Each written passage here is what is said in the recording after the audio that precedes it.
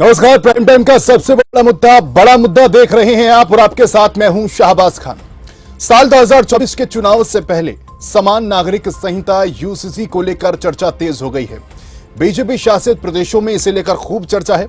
उत्तराखंड देश का ऐसा पहला राज्य बनने जा रहा है जहां यूनिफॉर्म सिविल कोड लागू होगा। मुख्यमंत्री पुष्कर सिंह धामी ने इस बात का ऐलान किया। अब उत्तराखंड में लागू होने जा रहे यूनिफॉर्म सिविल कोड को लेकर कुछ बातें सामने आई हैं, जिनमें बताया गया है कि इस कानून के तहत क्या क्या होगा और उल्लंघन करने पर कौन से अधिकार छीन लिए जाएंगे। इस कानून के तहत जो प्रावधान सामने आए हैं वो काफी सख्त हैं। इस बिल के तहत 2 बच्चों के नियम का उल्लंघन करने वाले लोगों को वोट डालने का अधिकार नहीं दिया जाएगा। इसके अलावा सरकारी सुविधाओं का अधिकार भी छीना जा सकता है। उत्तराखंड की तेजी से बदलती डेमोग्राफी को देखते हुए यह फैसला लिया गया। उत्तराखंड में बीजेपी ने यूनिफॉर्म सिविल कोड को अपने चुनावी घोषणा पत्र में शामिल किया था। सरकार बनने के बाद जिस पर काम शुरू हो गया। अब सीएम धामी ने बताया कि जल्द इसे लागू किया जा सकता है। यहां कफील आजर अमरोहवी की मशहूर नज्म की कुछ शेर काबिल गौर हैं। बात निकलेगी तो फिर दूर तलक जाएगी।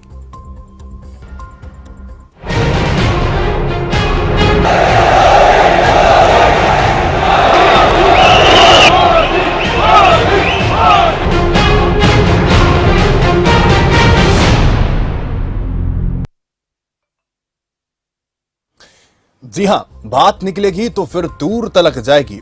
कैसे, बताते हैं आपको। दरअसल प्रधानमंत्री मोदी ने भोपाल से मध्य प्रदेश, राजस्थान और छत्तीसगढ़ चुनाव और 2024 लोकसभा चुनाव भी बिल्कुल फूंक दिया है। पीएम ने मोतीलाल नेहरू स्टेडियम में मेरा बूथ सबसे मजबूत अभियान के तहत 543 लोकसभा के 10 लाख और मध्य प्रदेश के 64,100 बूथों के कार्यकर्ताओं को वर्चुअली संबोधित किया। प्रधानमंत्री ने विपक्ष को तो आड़े हाथों लिया ही, साथ ही 2024 के लिए बीजेपी का चुनावी एजेंडा भी सेट कर दिया है। पीएम ने यूसीसी का जिक्र करते हुए इशारा कर दिया है कि देश के लिए यूनिफॉर्म सिविल कोड अनिवार्य है। यूनिफॉर्म सिविल कोड को लेकर पीएम ने विपक्ष को खूब आड़े हाथों लिया। पीएम ने जुबानी हमला करते हुए कहा कि कैसा विपक्ष है जिसे एक घर में 2 कानून पसंद है। संविधान यूनिफॉर्म सिविल कोड को स्वीकार करता है। सुप्रीम कोर्ट बार बार यूनिफॉर्म सिविल कोड की बात कह चुका है, लेकिन विपक्ष के कान पर जू नहीं रेंगती। पीएम ने विपक्ष पर प्रहार करते हुए कहा कि यूनिफॉर्म सिविल कोड के नाम पर लोगों को भड़का रहा है। एक घर में 2 कानून कैसे चलेंगे। इतना नहीं, पीएम मोदी ने 3 तलाक कानून का भी जिक्र किया। पीएम का कहना था कि 3 तलाक के खिलाफ कानून बनाने के बाद से ही वोट बैंक के भूखे लोगों के हाथ पांव फूल जाते थे। पीएम ने विपक्ष पर निशाना साधते हुए कहा कि जो भी 3 तलाक के समर्थक हैं वो तुष्टीकरण की राजनीति कर रहे थे। वो केवल वोट के लिए हमारी मुस्लिम बहनों के साथ अन्याय कर रहे थे। पीएम ने कहा कि अगर 3 तलाक मुस्लिम समुदाय के चलन का हिस्सा होता तो इसे मुस्लिम देशों में खत्म न किया जाता। अपने मिस्र यात्रा का जिक्र करते हुए पीएम ने कहा कि मैं एक दिन पहले मिस्र में था जहां पर 90% लोग सुन्नी समुदाय से संबंध ताल्लुक रखते हैं। उन्होंने 80-90 साल पहले 3 तलाक को खत्म कर दिया था। पीएम ने सवाल किया कि अगर 3 तलाक इस्लाम से जरूरी तौर पर जुड़ा होता तो इन देशों में 3 तलाक फिर क्यों खत्म किया गया। Qatar, Jordan, Pakistan, Bangladesh, Indonesia में 3 तलाक का चलन आखिर क्यों नहीं है। तो आज बड़ा मुद्दा में इसी मुद्दे पर करेंगे बहस और जानेंगे पक्ष विपक्ष के अपने क्या क्या यहां पर बयान सामने आते हैं और जिस तरीके से विपक्ष को लेकर प्रधानमंत्री नरेंद्र मोदी ने निशाना साधा है 2024 के एजेंडे की खासतौर पर बात करते हैं तो क्या यूसीसी के तहत वो इर्द गिर्द रहने वाला है, अपने आप में एक बड़ा सवाल है।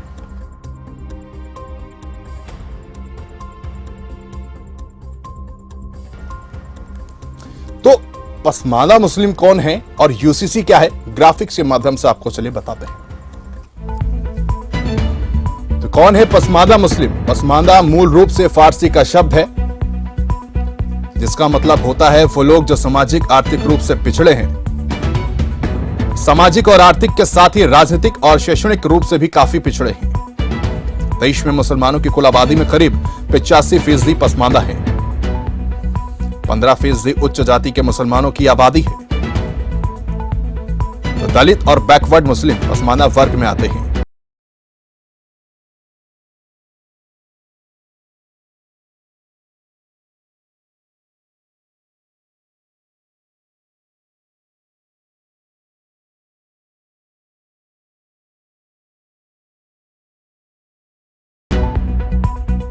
यूसीसी सभी धार्मिक समुदायों पर लागू होने के लिए एक देश एक नियम का आह्वान।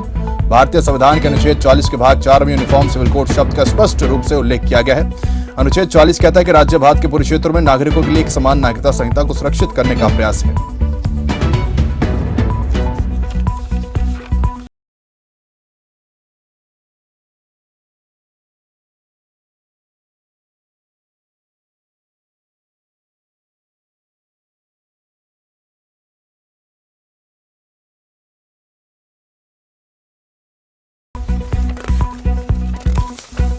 साल 2024 के चुनाव से पहले समान नागरिक संहिता को लेकर चर्चा तेज हो गई है और बीजेपी शासित प्रदेशों में इसे लेकर खूब चर्चा हो रही है। आज प्रधानमंत्री नरेंद्र मोदी ने मध्य प्रदेश से सीधे तौर पर यूसीसी की ओर इशारा किया है और ड्राफ्ट की भी अब तैयारी यहां पर की जा रही है, लेकिन विपक्ष इसको लेकर बीजेपी पर, प्रधानमंत्री नरेंद्र मोदी पर लगातार हमलावर है।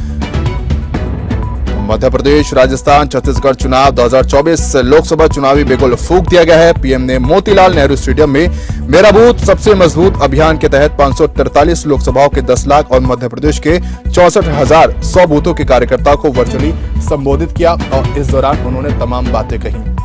तो पीएम ने यूसीसी का जिक्र करते हुए इशारा कर दिया कि देश के लिए यूनिफॉर्म सिविल कोड अनिवार्य है। यूनिफॉर्म सिविल कोड को लेकर पीएम ने विपक्ष को खूब आड़े हाथों लिया। पीएम ने जुबानी हमला करते हुए कहा कि ये कैसा विपक्ष है जिसे घर में 2 कानून पसंद है। तो संविधान यूनिफॉर्म सिविल कोड को स्वीकार करता है, सुप्रीम कोर्ट की बात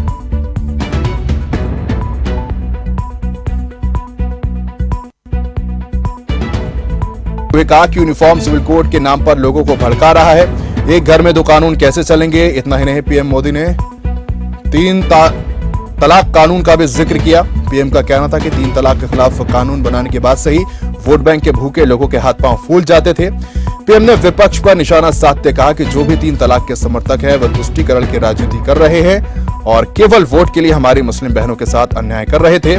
पीएम ने कहा कि अगर 3 तलाक मुस्लिम समुदाय के चलन का हिस्सा होता तो इसमें मुस्लिम देशों में खत्म ना किया जाता। अपने मिस्र यात्रा का जिक्र करते हुए पीएम ने कहा, मैं एक दिन पहले मिस्र में था जहां पर 90% लोग सुन्नी समुदाय से संबंध रखते हैं। उन्होंने 80-90 साल पहले 3 तलाक को खत्म कर दिया। तो ऐसे ही तमाम सवाल यहाँ पर ये भी खड़े होते नजर आ रहे हैं कि अगर प्रधानमंत्री नरेंद्र मोदी इस कानून को लाने की बात कर रहे हैं, यूसीसी को लाने की बात कर रहे हैं, तो आखिर 9 साल में इसको पहले क्यों नहीं लाए। ऐसे तमाम सवाल जो है विपक्ष की ओर से तमाम खड़े करे जा रहे हैं। फिलहाल कौन है पसमानदा मुस्लिम, ग्राफिक्स के माध्यम से हम आपको बता रहे, देश में मुसलमानों की कुल आबादी जो है करीब पसमानदा के तहत 85% है। 15% उच्च जाति के हैं। दलित और बैकवर्ड मुस्लिम पसमानदा वर्ग से आते हैं।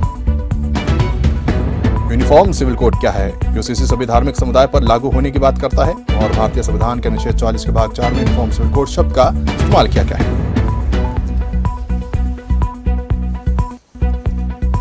उत्तराखंड देश का अब ऐसा पहला राज्य बनने जा रहा है जहां यूनिफॉर्म सिविल कोड लागू होगा।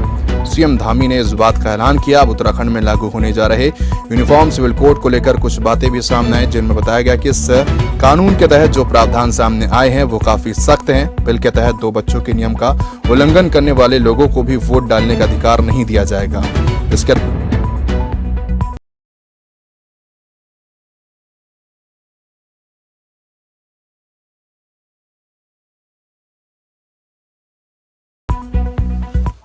तो यूसीसी पर राजनीति गरमा रही है। पक्ष विपक्ष क्या पक्ष रखते हैं ये जानने की कोशिश करेंगे। तमाम मेहमान हमारे साथ इस चर्चा में शामिल हो गए हैं। सबसे पहले आपका मेहमानों से तारुफ कराता हूं।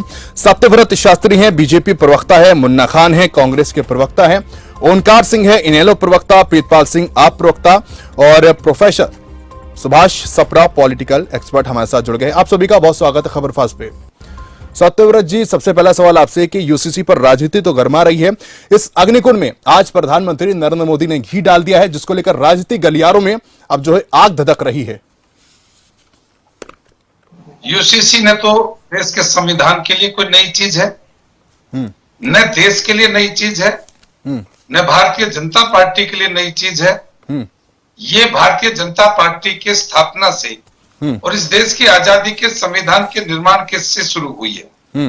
भारतीय जनता पार्टी वर्षों से कार्यकर्ता इस बात को लेकर आगे बढ़े हैं। प्रधानमंत्री नरेंद्र मोदी ने इस बात को लेकर आह्वान किया है, तो वो प्रश्न खड़े हैं समाज जो देश के सामने। यदि प्रधानमंत्री नरेंद्र मोदी जी के मत से कोई 2 मत है, तो उसके प्रेक्षण स्थल 2 है। इस देश के अंदर संसद है जहां इसकी जांच होती है, और सर्वोच्च न्यायालय है जहां उसकी और अग्नि परीक्षा होती है। तो यदि इसमें किसी भी प्रकार का यदि कोई असंवैधानिक या देश की जनता के अहित में होगा तो वो परीक्षा दोनों आने वाली है। इसलिए मुझे ये लगता है कि प्रधानमंत्री का आज का जो उद्बोधन था उसके अंदर देशवासियों ने एक मत होकर उसको स्वीकार किया है कि देश में अब एक विधान, एक ही प्रधान और एक ही संविधान चलना है। 9 साल क्यों लग गए फिर इसको? 9 साल क्यों लग गए सत्यव्रत जी? 9 साल क्यों लग गए फिर इस बात को? ठीक है 9 साल के बाद भी यदि आज आपको इसके जल्दी अपडेट लगती है तो ऐसे लोगों को विचार करना चाहिए कि भारतीय जनता पार्टी के जो शासन काल के लिए ये सत्ता में आने के बाद हम क्या काम करेंगे। वो ऐसा कोई साल ऐसा नहीं बचा जिस साल में हमने अपने चुनावी वादे पूरे न किए हो। इसलिए इन सबको एक साथ और एक ही दिन मशीन में डालकर धोने के समान नहीं है। इन सब के लिए समय, इन सब के लिए अनुकूल परिस्थितियां, देश का मानस और देश का जो जनमानस है इसके लिए तैयार हो, इस सब के लिए समय की आवश्यकता होती है। और जब काउंटिंग होती है तो ये कौन कहता है कि 100 पहले क्यों नहीं हुआ? 100 तो जब ही होगा जब 99 आएगा। और इन सब चीजों के लिए एक व्यवस्था का समय का पालन किया गया, इससे ज्यादा नहीं। सर नोटबंदी तो एकदम हो जाती है ना? चलिए खैर अभी ठीक है, मैं आता हूं सर। सुनिए सत्ता कब मिली भारत की जनता पार्टी को और नोटबंदी कब हुआ? कितना समय लगा? चलिए समय था ठीक। एक पहले दिन तो नहीं थे ना, ताकि सत्ता की शपथ लेते ही प्रधानमंत्री रात को आ गए और उन्होंने कहा हुआ तो ऐसे ही था सर 8 बजे। चलिए खैर मैं आता हूं आपके पास, आता हूं। ठीक है मुन्ना खान, आपके प्रश्नों का बाकी सबका भी मुझे जिम्मेवारी है। मैं भरसक कोशिश करूंगा कि आप सब लोगों के प्रश्नों की संतुष्टि पूर्वक जवाब दें। ठीक है सर, और मैं जवाब लेके भी जाऊंगा। ठीक सर, मैं आता हूं आपके पास। मुन्ना खान मैं आपके पास आता हूं, आपसे जानना चाहूंगा यूसीसी अब ब्रह्मास्त्र होगा, 2024 की जंग फतेह करने वाली है बीजेपी यूसीसी के तहत। ये शहबाज जी बिल्कुल सरल तरीके से समझने की जरूरत है कि बीजेपी के द्वारा ये चुनावी स्टंट कहा जाए, ये पॉलिटिकल ड्रामा है। 9 साल के कार्यकाल के दौरान इसे कभी भी न यूसीसी याद आते, न दलित मुस्लिम याद आते, नहीं बहुसंख्यक पे अत्याचार नजर आते। जैसे ही 2-4-6 महीने अब चुनाव को बचे हैं, इसे अब यूसीसी याद आ रहे हैं, शमशान याद आ रहे हैं, कब्रिस्तान याद आ रहे हैं, हिंदुस्तान याद आ रहे हैं, पाकिस्तान याद आ रहे हैं। क्यों? क्योंकि जनता अब इससे सवाल करेगी, मजदूर इससे पूछेंगे, बेरोजगार इससे पूछेंगे, महिला सुरक्षा के मामले में पूछेगी, व्यापारी ठीक है, मुन्ना खान जी से संपर्क हमारा टूट गया, दोबारा संपर्क करने की कोशिश करेंगे। बहरहाल प्रीतपाल जी आपकी ओर रुख करना चाहूंगा, यूसीसी पर भटकाएंगे तभी तो वोट पाएंगे, विपक्ष की ओर इशारा यहां पर करते हुए प्रधानमंत्री नरेंद्र मोदी नजर आए और तमाम घोटालों का जिक्र उन्होंने किया और कोई शायद ऐसा ही मुद्दा बचा हो जिस पर उन्होंने अपनी बात ना रखी हो। गठबंधन का जिक्र भी उन्होंने यहां पर अपने मंच से किया था। कैसे देखते हैं यूसीसी को लेकर जो फैसला प्रधानमंत्री नरेंद्र मोदी ने यहां पर किया है, इसको लागू यूनिफॉर्म सिविल कोड को लागू करने की जो बात कही है और विपक्ष पर जो निशाना साधा उस पर आपकी क्या राय है सर? हमेशा दो मुख से बात रखती है। अगर आपको याद होगा, नोटबंदी जब लाई गई थी, देश के ऊपर थोपी गई थी 2016 को, तो देश के प्रधानमंत्री ने ये कहा था कि ये बहुत बड़ा मास्टर स्ट्रोक है, इससे भ्रष्टाचार खत्म हो जाएगा, आतंकवाद खत्म हो जाएगा और जो काला धन है वो बाहर आएगा। ना काला धन बाहर आया, ना भ्रष्टाचार खत्म हुआ, ना आतंकवाद खत्म हुआ। देश आज भी उससे 2-4 हो रहा है। फिर 2000 के नोट जब बंद कर दिए गए, तब प्रधानमंत्री ने कहा कि देश के अंदर 2000 नोट की जब्ती बहुत ज्यादा हो गई थी, 2000 के नोट ज्यादा आ गए थे, इसीलिए उसको हटाया जा रहा है।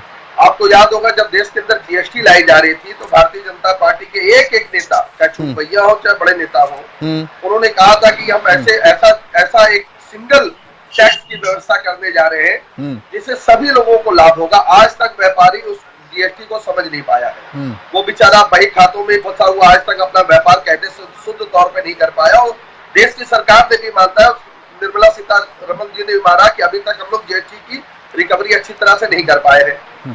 भारतीय जनता पार्टी के प्रवक्ता कह रहे हैं कि एक देश, यानी इनके नेता भी कह रहे हैं, स्वयं भी कह रहे हैं कि एक देश एक कानून।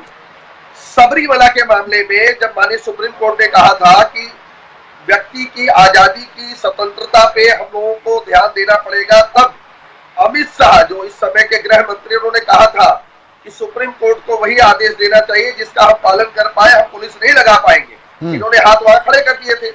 अब दिल्ली के मामले में आ जाए, माननीय सुप्रीम कोर्ट 8 साल के बाद न्याय देती है और दिल्ली के अधिकारों के बारे में बताती है कि दिल्ली के ये अधिकार है और सेंट्रल गवर्नमेंट के ये अधिकार है, उसको भी नकारते हुए एक अध्यादेश रात के 10:30 बजे लाया जाता है। उसके बाद रिट भी फाइल की जाती है। तो भारतीय जनता पार्टी पहले ये तय कर ले कि देश को वो देना क्या चाहती है। बार बार प्रधानमंत्री नरेंद्र मोदी ने, ठीक है, आपने जिक्र करा कि भाई काला धन वापस नहीं आया, ठीक है, प्रधानमंत्री नरेंद्र मोदी ने इस बात का भी जिक्र करा है कि भाई विपक्षी जो एकजुटता दिखा रहे हैं, इनको डर हो गया, ये जेलों में जा रहे हैं इसलिए डर गए, और वो गारंटी दे रहे हैं भ्रष्टाचारियों को सभी को जेल में डालेंगे। तो किस और इशारा कर रहे हैं वो? अच्छा, ब्रिजभूषण शरण सिंह जी जेल चले गए क्या? ब्रिजभूषण शरण जी को पॉक्सो एक्ट के तहत हम आपके ऊपर अगर लग जाए, अभी हम लोग जेल की काल सर, पॉक्सो एक्ट तो हट गई है उनसे, पॉक्सो एक्ट हट गया ना उनसे।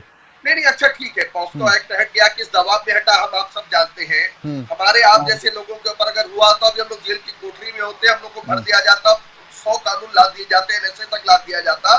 मगर भारतीय जनता पार्टी ना आशीष मिश्रा टेनी के मामले में 20 लाख करोड़ के घोटाले की बात प्रधानमंत्री नरेंद्र मोदी ने करी है। सिंह के मामले में आई, ठीक, क्या करें सर? 20 लाख करोड़ घोटाले की बात करी है प्रधानमंत्री नरेंद्र मोदी ने, और कह रहे इसी कारण विपक्ष एकजुट हो रहा है।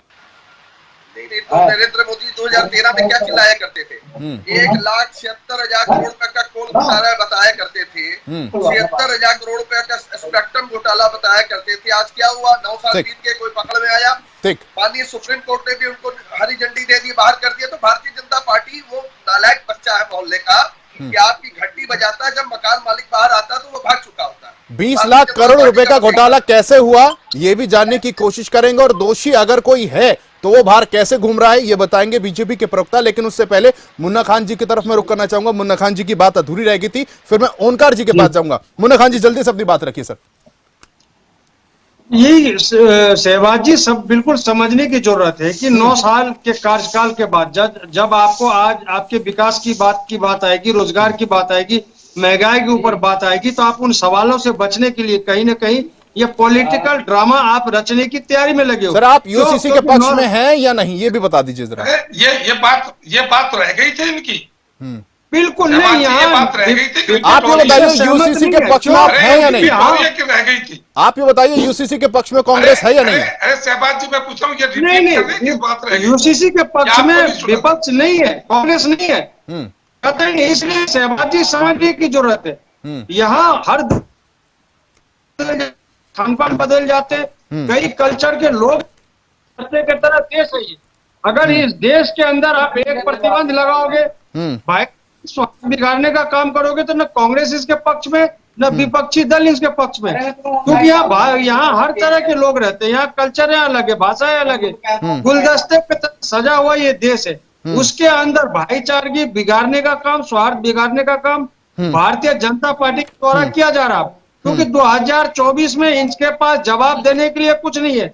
लच्छेदार भाषणों में इन्होंने देश को गुमराह किया है, देश के साथ झूठ परोसने का काम किया है। तो ये सपने के सौदागर है, सपने बेचने में माहिर है ये लोग। आज तक इनके दिखाए हुए सपने, युवा हो, किसान हो, महिलाएं हो, व्यापारी हो, किसी के पूरे नहीं हुए।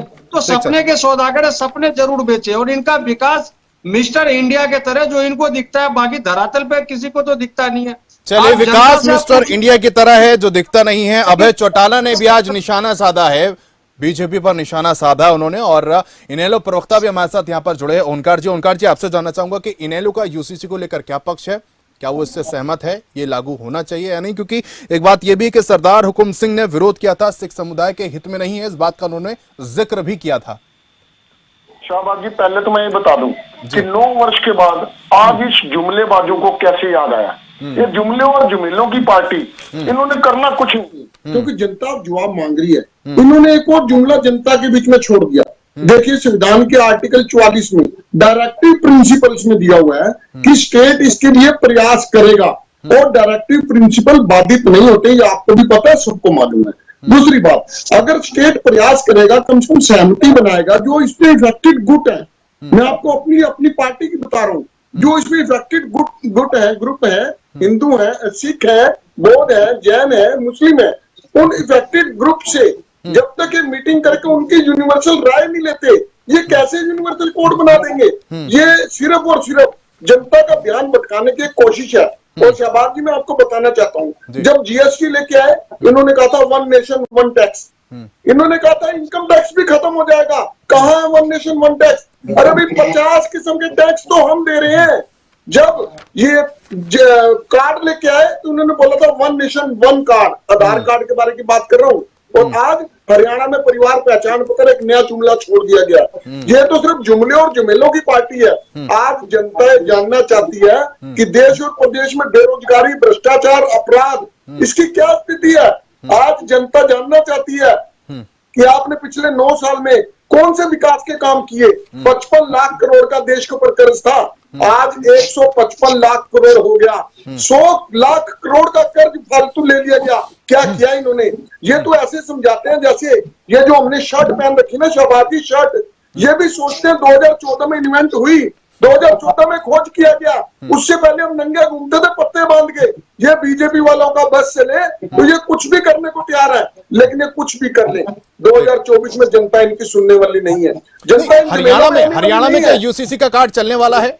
और जो भ्रष्टाचारी एकजुट हो रहे हैं, ये आरोप प्रधानमंत्री नरेंद्र मोदी लगा रहे हैं, इसका कितना असर दिखने वाला है? नरेंद्र मोदी जी को वैसे मेरा इतना कद नहीं है मैं उनके बारे में बोल सकूं। उनको 20 लाख करोड़ याद आ रहे हैं, कौन से मालूम है आपको?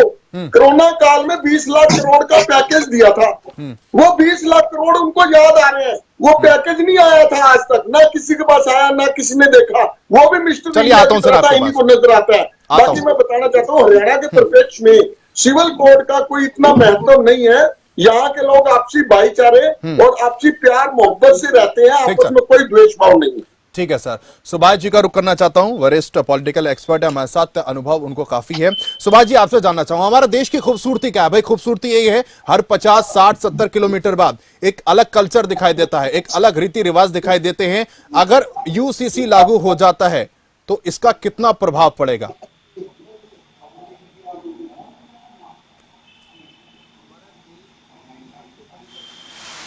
सर, आपकी आवाज मुझ तक नहीं आ पा रही है।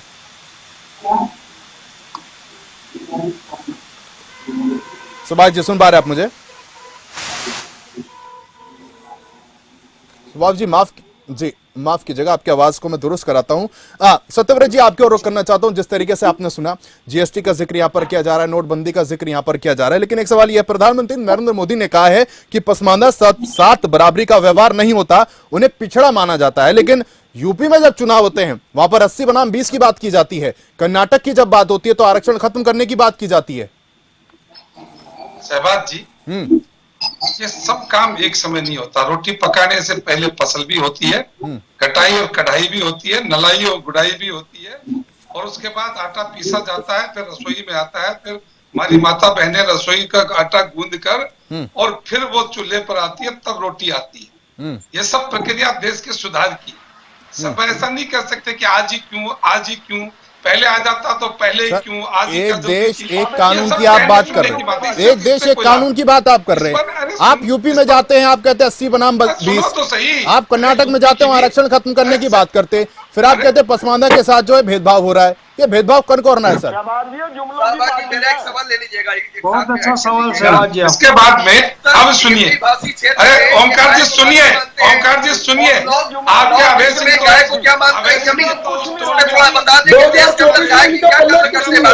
जनता को उजागर वोट लेना चाहती है और वो इनको किसी कीमत पर मिलने वाली है। कानून बनता संविधान से और सब उनकी चर्चा ये होती है जनता को उजागर वोट लेना चाहते हैं, वो नहीं मिलेगी किसी कीमत पे। कहाँ 2 लाख रोजगार, कहाँ 15 लाख, कहाँ हुए जो सांसद है क्षेत्र में क्या है, आपकी क्या मांग है के लिए काम करते हैं। नॉर्थ ईस्ट में क्या बात की, यदि बात है आपके नेता, आवश्यकता पड़ेगी, एक मिनट सुन लेते हैं सत्यव्रत जी क्या कह रहे हैं, सुन लेते हैं। और राज्यसभा के अंदर शहबाज जी इन्होंने कुछ नहीं करा, इन्होंने जनता के आगे झूठ बोला, जिम्मेदार डाले, कुछ नहीं किया लोगों को समर्थन दे, वो उसको आगे माना जाएगा। उसमें भी यदि कहीं कोई कमी बेसी होती है तो माने सर्वोच्च न्यायालय है, उसके अंदर भी जांच परख होती है। आप इतनी जल्दी में चर्चा करते क्यों? सब लोगों से राय मशवरा लिया जा रहा, सब लोगों से राय। सर एक बात बताइए, ठीक है, आप कह रहे हैं चर्चा इतनी जल्दी करते क्यों? सवाल ये है कि आपने एक्सपर्ट कमेटी कोई बनाई, क्या इस पर कोई चर्चा हुई? का मतलब आपके प्रश्नों का उत्तर मिलेगा। अभी सब चलिए, पॉलिटिकल एक्सपर्ट, राय ठीक ली है, जा रही है, राय ली जा रही है, ठीक है, राय ली जा रही है। सुभाष जी, जी, ठीक है, सुभाष जी का रुख करता हूं। सब सुझावों को और सब मान्यताओं को शामिल किया जाएगा, जिस पर देश सहमत होगा वो कानून बनेगा। जनता को बेवकूफ बनाना चाहते हो आप? ठीक है, उनका वो तो आप लोगों ने पहले बना चुके, ठीक है। आप लोगों की जनता ने सुभाष जी की टर्न नहीं आई। एक मिनट, मैं सबको रोकना चाहूंगा। सुभाष जी की टर्न नहीं आई। जनता ने आपको जगह बता दी, अरे कहाँ आप वहाँ बैठे हैं, जनता ने हमें जगह दी, हम अपनी जगह बैठे हैं, इसमें चिंता क्यों? और जब बेवकूफ बनाने का समय और समझदार, ठीक है, सत्यव्रत जी, ठीक है, आप सत्यव्रत जी, आता हूँ आपके पास, आता हूँ। ओंकार जी, एक मिनट, सत्यव्रत जी, एक मिनट रुक जाइए, एक मिनट रुक जाइए। जनता जिसको चाहेगी शासन करवाएगी। ठीक है, जनता जिसको चाहेगी शासन करवाएगी। पॉलिटिकल एक्सपर्ट जो है सुभाष जी, आपका रुख में जानना चाहूंगा। जो मेरा सवाल था, 50 किलोमीटर 70 किलोमीटर पर तमाम रीति रिवाज है, हर धर्म के लोग हैं, अपने सबके रूल रेगुलेशन है, क्या प्रभाव इसका पड़ेगा यूसीसी का? आज हमारे देश की जो पहचान है वो विविधता है, यूनिटी इन डाइवर्सिटी है। पूरे विश्व में जो भारत देश जो है ये विविधता से जाना जाता है।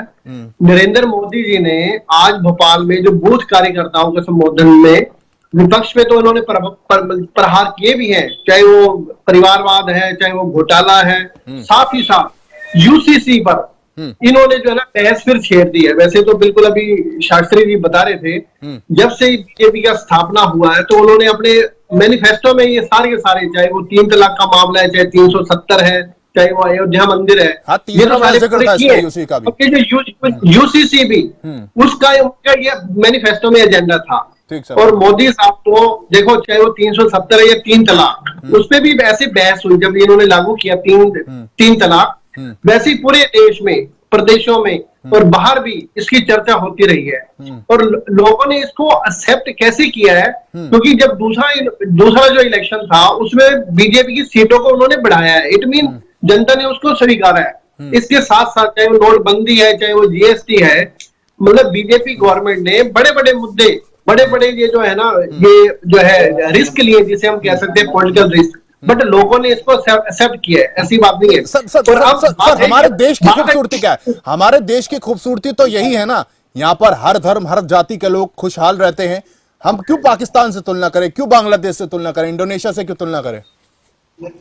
अब देखो, पाकिस्तान है या बांग्लादेश, हमारे जो पड़ोसी राज्य, वहां पे यूसीसी पहले से लागू हो रखा है। हमारे इंडिया कर रहा हूँ, ये जो समस्याएं हैं, चाहे उससे अब सिविल, अब जो क्रिमिनल लॉ है, वो तो पूरे इंडिया में एक जैसा है। जो सिविल सूट्स है, ये डिफरेंट जो धर्म है, चाहे वो हमारा जो है ना, अब हिंदू, सिख, जो बौद्ध है, इन पे तो ये लागू होता है एक समान। परंतु ये जो अपना मुस्लिम है या पारसी वगैरह है, इन पे ही लागू नहीं होता। तो अच्छी बात है, एक धर्म होना चाहिए। और सर, वक्त कम है, 10 सेकंड दूंगा सबको मैं। ठीक सर, जो यहाँ क्वेश्चन होते हैं, अब यहाँ पे जो मुस्लिम, अब 3 तलाक से क्या हुआ, मुस्लिम अब 3 फोन पे आप बोल देते थे तलाक तलाक तलाक। अगर आपने सब्जी नहीं बनी, मिर्च ज्यादा डाल दी तो तलाक हो जाता है। तो एक जैसा धर्म होना चाहिए ना। तो चाहे वो शादी है, चाहे वो संपत्ति, अब इसमें संपत्ति का अधिकार जो इसको मुस्लिम को फायदा होगा। मुन्ना खान जी इस बात का जवाब दीजिए। मुन्ना खान जी 10 सेकंड दे रहा हूं आपको, ठीक है? सुभाष जी का बात का जवाब दीजिए सर। बार बार यही कहूंगा कि सरकार अब उन सवालों के जवाब दे, उन लच्छेदार भाषणों के जवाब दे जो 2014 में, 2019 में बीजेपी के, भारतीय जनता पार्टी के द्वारा कहा गया था। तो आज शहबाज जी साफ साफ ये दिख रहा है कि आज जो नुकसान हुआ है वो भारतीय जनता का नुकसान हुआ है। चलिए, भारतीय जनता का नुकसान हो गया, माफ कीजिएगा, वक्त की कमी के कारण इस चर्चा को समाप्त करना पड़ रहा है। बहुत शुक्रिया आप सभी का इस चर्चा में मेरे साथ शामिल होने के लिए। तो यूसीसी को लेकर घमासान देश भर में मचा, अब देखने वाली बात है। इसको लेकर विपक्ष जो विरोध लगातार कर रहा है, उधर प्रधानमंत्री नरेंद्र मोदी की तरफ से सीधे तौर पर इशारा दिया गया है। अब 2024 में क्या दिशा होती है, क्या दशा बनती है, ये देखने वाली बात है। फिलहाल आज बड़ा मुद्दा में मेरे साथ सिर्फ इतना ही। तमाम बड़ी खबरों के लिए देखते रहे खबर फास्ट। मुझे शाहबाज खान को दीजिए इजाजत। नमस्कार।